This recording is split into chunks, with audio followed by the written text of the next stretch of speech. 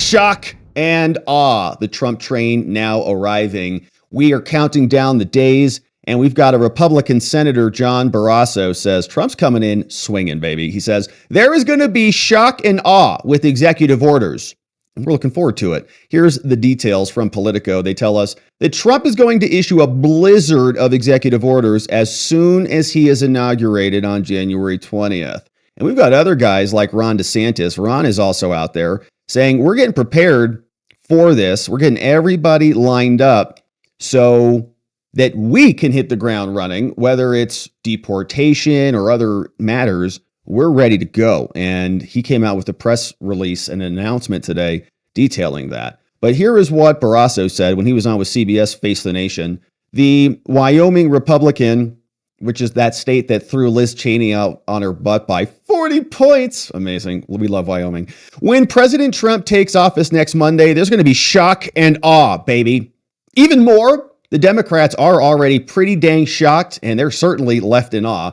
A blizzard of executive orders on the economy, as well as the border. Now, executive orders allow a president to bypass Congress, which Joe Biden did many times. He also bypassed the Supreme Court. He didn't care. But Barrasso, the new Senate Majority Whip, said that he expects Trump will also rely on the narrow Republican majority in the Senate and the slender one in the House to get his agenda enacted. He said, when we met President Trump earlier this week, what President Trump said the number one goal for the Senate is to get my team in place.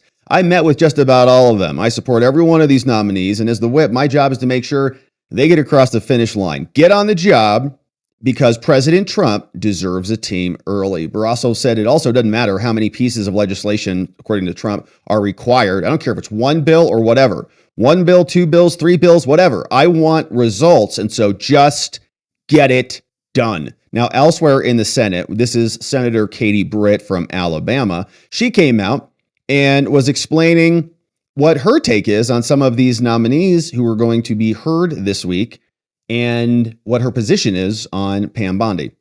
Under the Biden administration, we have people in these offices who have chosen to go after American citizens, who have chosen to weaponize the justice system in a number of ways. When I talked with Pam Bondi, she committed to me to getting back to doing the job of the people, to getting back to doing what the department was created to do. So whether we're talking about the AG, whether we're talking about the FBI, whether they're talking about the Department of Defense, people want these agencies, these departments to actually work for the American people.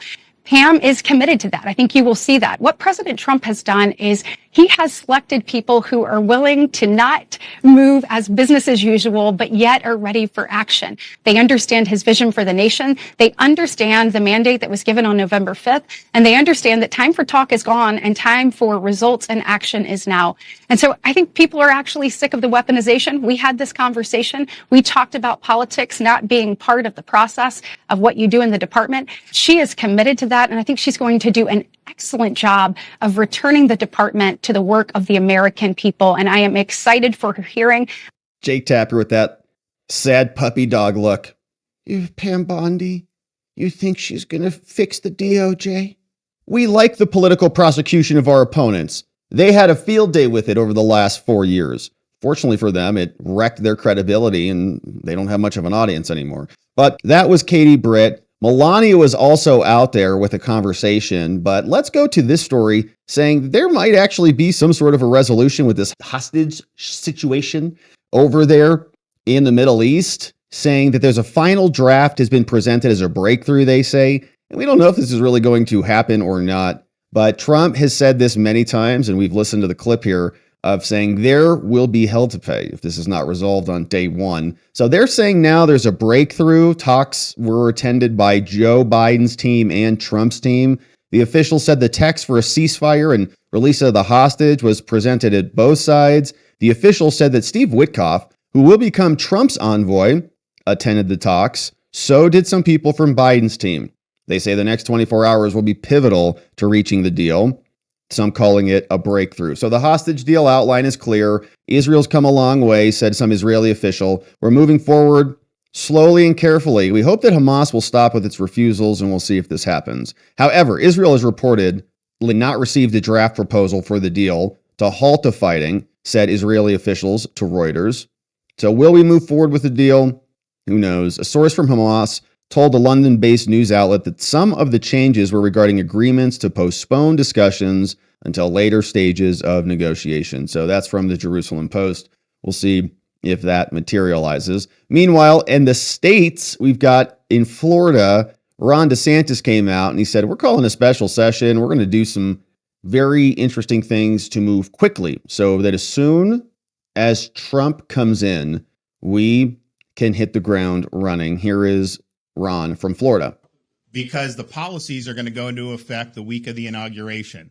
And so you can have, and it's not just the first week of March. Some of this stuff wouldn't take effect potentially later if you do it in regular session. That's typically the process. Why would we want to twiddle our thumbs when we know that this is a major initiative? This is probably the most significant initiative, domestic initiative that the new administration is going to do. We need to be ready. And everybody who's in law enforcement, state and local, they need to know you have responsibilities to help facilitate this important interest for our country. We'll provide you funding for it, but you got to be on the team here. And I think you need to do that on day one. All right. So Ron saying we're not playing around. We're ready to join in on the rebuild of America. And we're looking forward to that. Now, Melania also sat down and had a conversation with some folks over at Fox. And here's what she said. First Lady, it's great to see you again. Thank you for sitting down with us to talk about your new documentary. Thank you for having me. It's an exciting time. It is. We were thrilled to hear that this was coming out. I want to know details, why you decided to do this, and what will it be like? The book was such a success, and I'm very proud, and I get so many messages and letters how they enjoy the book, and they would love, my fans and people would love to hear more from me. So I had an idea to make a movie, to make a film about my life. My life is incredible. It's incredibly busy. And I told my agent, I have this idea, so please go out and make a deal for me. We started the production in November and we are shooting right now. So it's a day-to-day life, what I'm doing, what kind of responsibilities I have. People, they don't really know.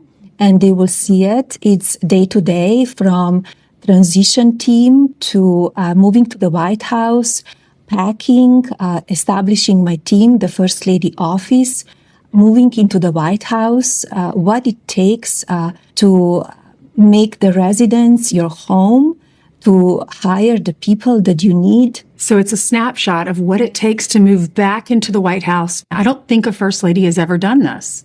Not that I know, of course. Behind the scenes, what is it like when you're moving back in the White House? What's different this time? The difference is I know where I will be going. I know the rooms where we will be living. I know the process. The first time was challenging. We didn't have much of the information. The information was upheld for us from previous administration. But this time I have everything. I have the plans. I could move in. I already packed. I already She's ready. Selected the furniture that needs to go in.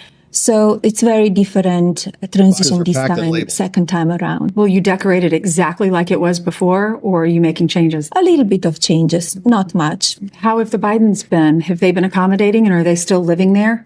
They're still living there, and they will be out on January 20. So what happened is on January 20, the transition team has only 5 hours to move Biden's out and to move us in. So everything needs to be planned. That's not enough time to disinfect. And when you were decorating the White House for Barron, I remember in the book you talked about how the Obamas, they had certain rooms that were pink for the girls, and you wanted to make them appropriate for Barron. What is it like now? Obviously he'll have a bedroom there, but he's an adult. He's in college now. Will he be spending a lot of time there as well? I think he will come and visit. Yes, will he bring his friends? Is it fun? Does he feel comfortable to bring friends? Yeah, whatever he would like to do. Yes, I feel that as a children we have them till they are like 18, 19 years old. We teach them, we guide them, and then we give them the wings to fly. And I always respect Barron's yes and no and what he likes to do, where he would like to be. Do you feel like You're in a different space now than you were 8 years ago? I feel I was always me the first time as well. I just feel that people didn't accept me, maybe. They didn't understand me the way maybe they do now. And I didn't have much support. Maybe some people, they see me as just a wife of the president, but I'm standing on my own 2 feet, independent. I have my own thoughts. I have my own yes and no. I don't always agree what my husband is saying or doing. We saw that. And that's okay. Are you able to tell him when you disagree? I gave him my advice, and sometimes he listens, sometimes he doesn't, and that's okay. And where will you be spending most of your time? In the White House, Palm Beach, here in New York? I will be in the White House, and when I need to be in New York, I will be in New York. When I need to be in Palm Beach, I will be in Palm Beach. But my first priority is to be a mom, to be a first lady, to be a wife. And once we are in on January 20th, you serve the country. First 100 days, what will that look like for you? What are you looking forward to the most? I established my team. I have a few positions that I still need to hire. I will not rush into that. I will see when I'm in the White House and what it's needed. I don't want to hire too many people on my team, and want to make sure that every position, they are talented, they have merit, they know what they're doing, and as well as they are team player. They don't have their own agenda. So they're serving me, they're serving my office, and they're serving the country. And will you continue with your platform, Be Best? I will continue with Be Best, and also I will expand Be Best. I started in the first administration. I didn't have much support from anyone. I invited all of the streaming platforms to the White House. I had the round table, and I didn't have much support from them. And imagine what we could do in those years. Yeah, that's going to change this if they will time. rally behind me and teach the children and do protect them about the social media and their mental health. How are you feeling about the busy schedule again, hitting the ground running on the 20th? Very busy. We already started, and I think it will be an exciting 4 years. We have a lot to do and put the country back in shape. That's right. Wow. We do have a lot to do. And Melania giving us a detailed breakdown on what she's going to be doing when she comes back into the White House. And I love the fact she's already packed. Boxes are taped up. They're right by the door. She's ready to go.